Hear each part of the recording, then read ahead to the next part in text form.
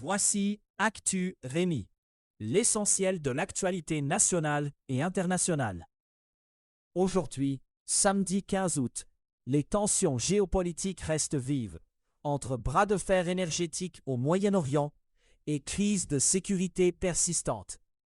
Au pays, des enquêtes et des décisions industrielles pèsent sur des emplois, la santé publique et l'énergie. Géopolitique. Donald Trump affirme vouloir déclarer bientôt que le détroit d'Ormuz sera un territoire des États-Unis. Un haut responsable de la Maison-Blanche a ensuite décrit cette déclaration comme une plaisanterie. Dans les faits, le trafic de pétroliers et les avancées vers des discussions de paix restent à l'arrêt dans cette voie maritime stratégique. L'Iran maintient une posture de défi après la fermeture du détroit en réaction à des attaques américaines et israéliennes. Donald Trump a aussi demandé aux Américains d'accepter une hausse de l'essence qui s'est envolée depuis la fermeture d'Ormuz. En Afghanistan, les talibans marquent 5 ans au pouvoir depuis leur retour le 15 août 2021. Ils font désormais face à des factions armées qui contestent leur autorité. Ces groupes mettent sous pression l'argument central des talibans, qui affirment assurer la sécurité. Cette contestation fragilise aussi la capacité du pouvoir à contrôler durablement le territoire. En Cisjordanie occupée, l'affrontement se durcit dans le village de Kousra. Des familles palestiniennes disent craindre que des colons israéliens cherchent à s'emparer de leurs maisons.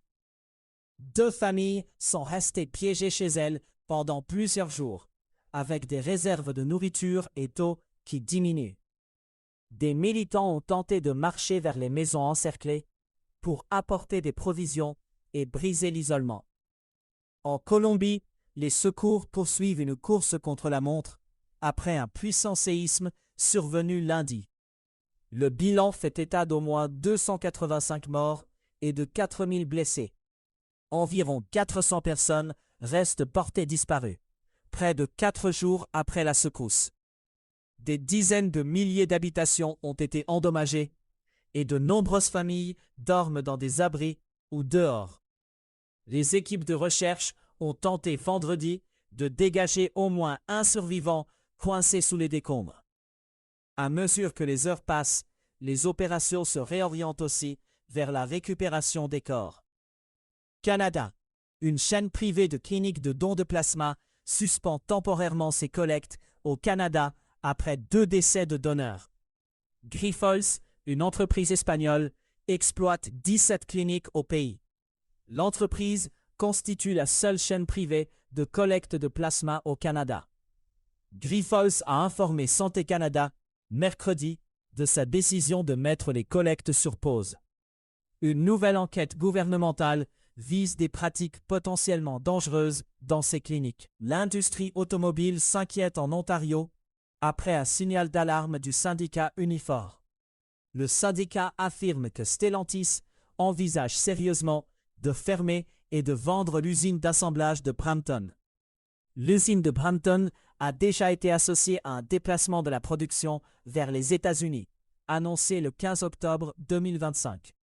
Stellantis dit concentrer ses efforts sur une solution de fabrication durable pour le site. Le dossier soulève des enjeux d'emploi et de capacité industrielle dans la région du Grand Toronto. À Terre-Neuve et Labrador, de nouveaux détails émergent sur une entente concernant Churchill Falls avec le Québec.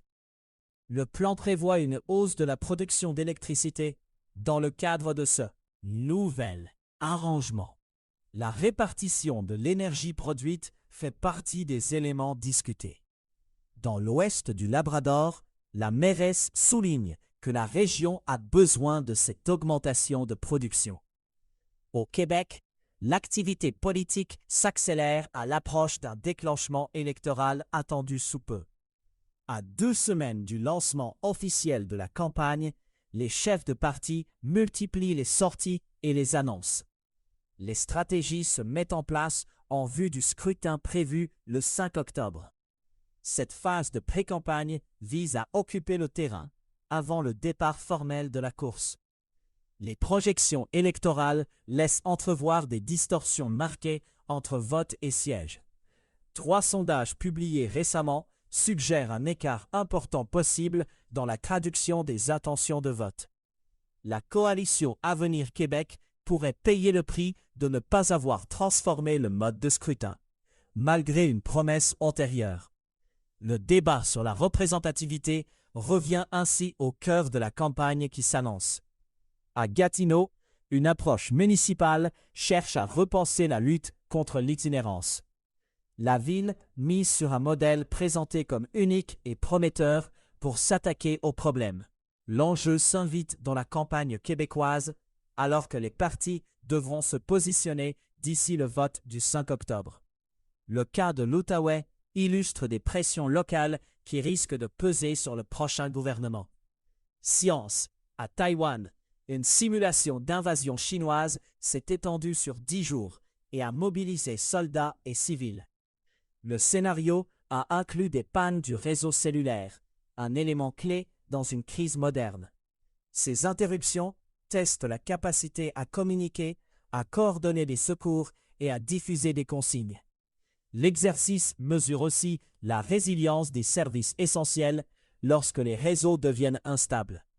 Les participants ont dû composer avec l'incertitude créée par des communications dégradées. Ce type de simulation sert à identifier les points faibles avant une situation réelle. Climat. Un séisme de magnitude 7,7 a frappé au large de l'Indonésie, tôt samedi, dans la région de Flores. Le bilan fait état d'au moins 20 morts et des opérations de recherche tentent de retrouver les survivants. Les autorités ont émis une alerte au tsunami, ensuite levée, tandis que des dizaines de répliques ont suivi, dont une de magnitude 6,1. Des bâtiments et des maisons se sont effondrés et la panique a poussé des milliers de personnes à gagner les hauteurs. En Europe, une vague de chaleur bat des records. Au Japon, des pluies records ont déclenché des inondations dans plusieurs villes. Hawaï se prépare à de fortes pluies et à des vents soutenus avec la tempête tropicale Lala. Monde. En Amérique, une dynamique politique régionale met en avant une poussée de la droite, avec quelques exceptions. L'élection d'Abelardo de la Espriella à la présidence de la Colombie marque une avancée récente de ce mouvement. Le phénomène est présenté comme un remodelage de la carte politique du continent. Le Mexique et le Brésil ressortent comme des exceptions notables à cette progression. Des inquiétudes émergent sur d'éventuels reculs de certaines avancées politiques et sociales acquises ces dernières décennies. Aux États-Unis, Luigi Mangione a plaidé coupable à des accusations fédérales de harcèlement liées à la mort de Brian Thompson. Cette audience a permis d'entendre Mangione décrire devant un tribunal comment il a commis le crime. Le dossier a attiré l'attention à l'échelle mondiale. L'aveu règle les accusations fédérales restantes dans cette affaire. Il pourrait aussi peser sur une procédure distincte devant la justice de l'État de New York. À Londres, Jason Harday a été retrouvé mort à 41 ans, après sa démission de l'université de Cambridge la semaine précédente. Sociologue britannique, il avait fait face à des accusations publiques de plagiat et à une forte attention médiatique. La police l'a trouvé inanimé à une adresse de Londres, selon les informations rapportées. Jason Harday était présenté comme le plus jeune professeur noir de l'université de Cambridge. Son décès survient dans un contexte de controverse universitaire qui secouait déjà l'établissement. À Londres, une exposition met en lumière l'histoire longtemps sous-estimée du travail forcé durant la Seconde Guerre mondiale. L'exposition, intitulée Nazi Slave Labor, Perpetrators and Victims, se tient à la Wiener Holocaust Library. Elle doit se poursuivre jusqu'à la fin d'octobre. Le parcours rappelle le rôle central des travailleurs forcés dans l'économie de guerre de l'Allemagne nazie. L'objectif affiché est de documenter à la fois les victimes et les responsables de ce système. Économie. Sur les marchés des matières premières et des devises, l'or s'établit à 4 368 $ américains, en hausse de 0,6% sur 24 heures. L'argent se négocie à 65 dollars américains, en hausse de 0% sur la même période. Le Bitcoin évolue à 62 908 en hausse. Le dollar canadien s'échange à 0,721 dollars américains. BP prévoit de développer un gisement gazier offshore au Venezuela, avec des entreprises liées à l'administration Trump. Le projet vise la deuxième phase du champ gazier Loran.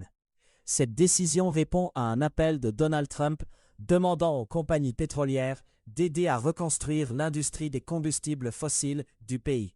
L'investissement fait partie des premiers projets étrangers d'envergure au Venezuela depuis l'éviction de Nicolás Maduro par les États-Unis en janvier.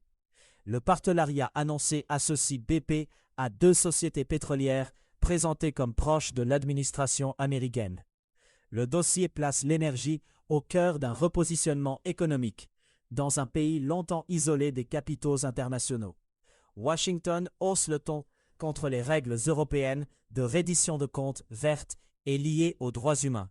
Les États-Unis menacent d'agir si Bruxelles ne réduit pas ses exigences, jugées lourdes pour les entreprises américaines. L'ambassadeur des États-Unis auprès de l'Union européenne, Andrew, a formulé cet avertissement vendredi. Washington reconnaît des réformes positives, mais estime que l'Union européenne n'a pas répondu pleinement aux préoccupations américaines. Les autorités américaines annoncent qu'elles prendront toutes mesures jugées nécessaires contre des contraintes jugées déraisonnables sur le commerce. Le bras de fer vise des règles européennes qui imposent des obligations de divulgation aux entreprises actives sur le marché européen. À savoir aujourd'hui, le 15 août 1945, le Japon annonce sa capitulation, marquant la fin de la Seconde Guerre mondiale. Le 15 août 1971, Richard Nixon annonce la suspension de la convertibilité du dollar en or, une étape majeure dans l'histoire monétaire moderne. C'était Actu Rémi. Visitez acturemi.news.